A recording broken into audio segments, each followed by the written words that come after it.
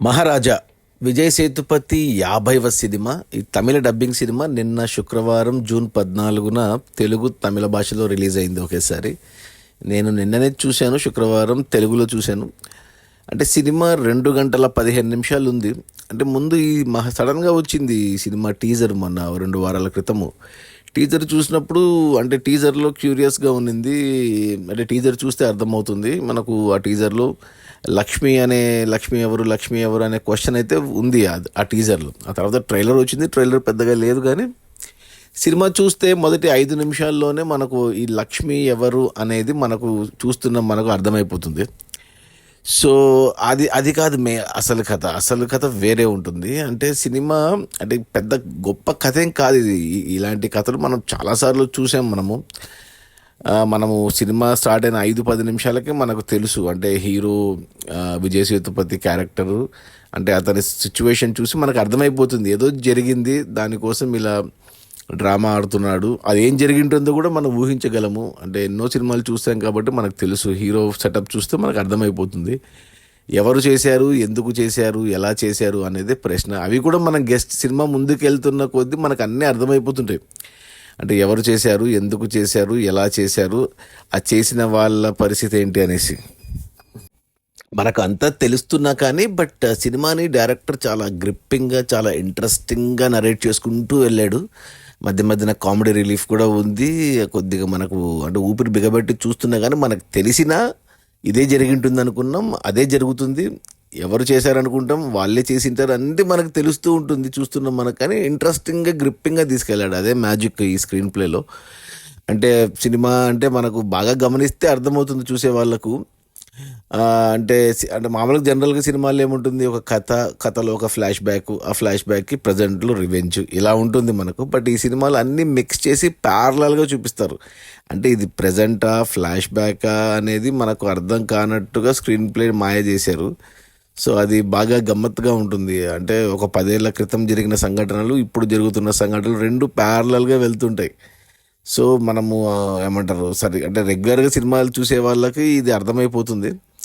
అంటే ఎప్పుడో ఒకసారి చూసే వాళ్ళకి కొన్ని ఎలిమెంట్స్ షాకింగ్గా, సర్ప్రైజింగ్గా భలే ఉంది అనిపిస్తుంది. కానీ నాకైతే అన్ని ముందే అంటే చాలామంది 99% చూసే ఆడియన్స్కి అన్నీ తెలుసు, అయినా కానీ ఇంట్రెస్టింగ్గా తీసాడు. అదే డైరెక్టర్ గ్రేట్నెస్. తమిళ డైరెక్టరు ఎవరో.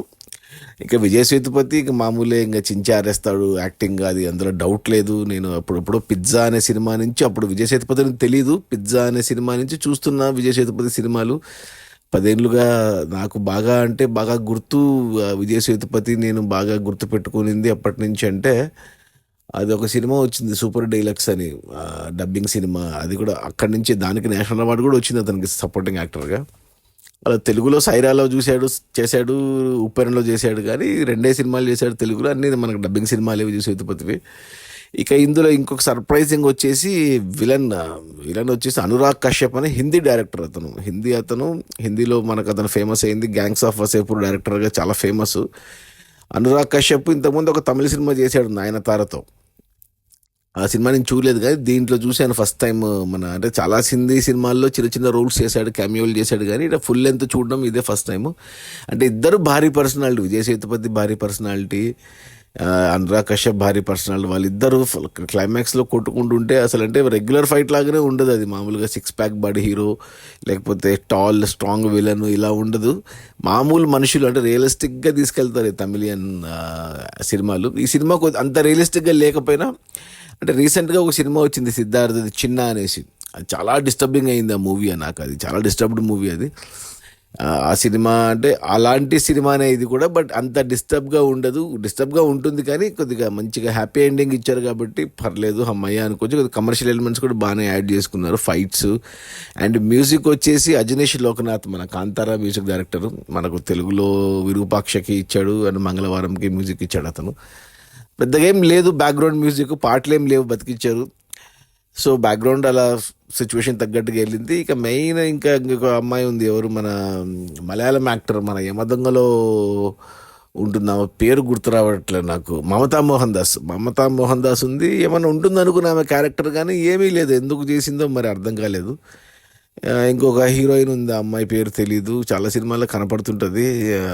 మన అనురాగ్ కశ్యప్కి వైఫ్ క్యారెక్టర్ చేసింది ఆ అమ్మాయి. ఆ అమ్మాయిది పర్లేదు, మమతా మోహన్ దాస్తో పోల్చుకుంటే ఈ అమ్మాయి క్యారెక్టర్ కొద్దిగా పర్లేదు. ఇక అంతే, ఇక మిగతా అందరు కొత్త యాక్టర్లే.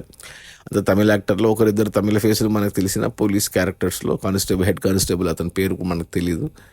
ఇక అది సినిమా మాత్రం 2 గంటల 15 నిమిషాలు, 2 గంటల సేపు అంటే చూస్తున్నంత వరకు లాస్ట్ 15 నిమిషాల్లో మనకు మొత్తం అర్థమై సినిమా క్లైమాక్స్ అయిపోతుంది. కానీ 2 గంటల సేపు మనకు తెలిసినా కూర్చోబెట్టాడు. మనం ఏదైతే ఊహిస్తామో అదే జరుగుతుంది, మనం ఏదైతే అనుకుంటామో అదే జరుగుతుంది, మనం ఎవరైతే చేశారనుకుంటామో అదే జరుగుతుంది, అన్నీ మనం అనుకున్నట్టే జరుగుతాయి. అయినా కానీ 2 గంటలు కూర్చోబెట్టాడు సినిమాని. అది నాకు నచ్చింది. సినిమా బోర్ ఎక్కడలేదు, లాగ్ ఎక్కడలేదు. చాలా ప్రతి సీను, ప్రతి డైలాగు, ప్రతిదీ సినిమాకు అవసరమే, ఈ కథకు అవసరమే. చిన్న కథ, సింపుల్ కథ, కానీ చాలా ఇంట్రెస్టింగ్గా, గ్రిప్పింగ్గా నరేట్ చేశారు, చూపించారు. నాకు నచ్చింది ఏంటంటే సినిమా మామూలుగా ఇలాంటి సినిమాల్లో ట్రాజడీ ఎండింగ్ ఉంటుంది, కొద్దిగా డిస్టర్బింగ్గా ఉంటుంది. సినిమా ఇంత తీసినా కానీ క్లైమాక్స్ నాకు నచ్చింది ఏంటంటే హ్యాపీ ఎండింగ్ ఇచ్చారు. అదొక్కటి సంతోషించదగ్గ విషయం. మంచి సినిమా. సో ఖచ్చితంగా బాగుంది. అంటే నేను చూడమని చెప్తాను, అందరికీ కాదు ఈ సినిమా. ముఖ్యంగా లేడీస్కి కాదు, అండ్ పిల్లలకు కాదు, యూత్కి కాదు.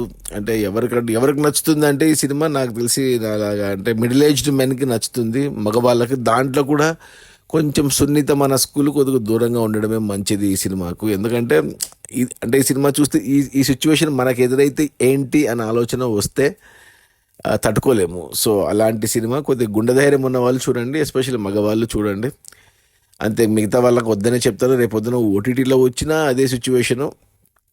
అంటే ఫ్యామిలీతో చూడొచ్చు, ఫ్యామిలీతో కలిసి ఎంచక్కా చూడొచ్చు, కానీ కొద్దిగా డిస్టర్బింగ్ సీన్స్ ఉన్నాయి కాబట్టి వద్దనే చెప్తాను. సో మగవాళ్ళని చూడమని చెప్తాను, మిడిల్ ఏజ్డ్ మగవాళ్ళని. అది కూడా గుండె ధైర్యం ఉన్న వాళ్ళకే. అంటే మరీ అంత లేదు కానీ, బట్ అవి ఆలోచన సీన్లు అవి వచ్చినప్పుడు కొంచెం డిస్టర్బింగ్గానే ఉంటాయి. అంటే మనకు అనిపిస్తుంది, మనకి ఇలాంటి సిచ్యువేషన్ ఎదురైతే ఏంటి అనే క్వశ్చన్ రాకూడదు. బట్ ఈ సినిమాలో వస్తుంది కాబట్టి వద్దని చెప్తాను. నా రేటింగ్ వచ్చి 3/5 గుడ్ అని చెప్తాను. మూవీ పరంగా మంచి సినిమా, బాగుంది, బాగా తీశారు, బాగా చేశారు. బట్ చూడమని మాత్రం రికమెండ్ చేయను అందరికీ, కొద్ది మందికే ఈ సినిమా. సో గుండె ధైర్యం ఉన్న వాళ్ళు, చూసిన సినిమాని సినిమాగానే చూసి వదిలేస్తాం అనుకునే వాళ్ళు చూడండి. Okay, bye.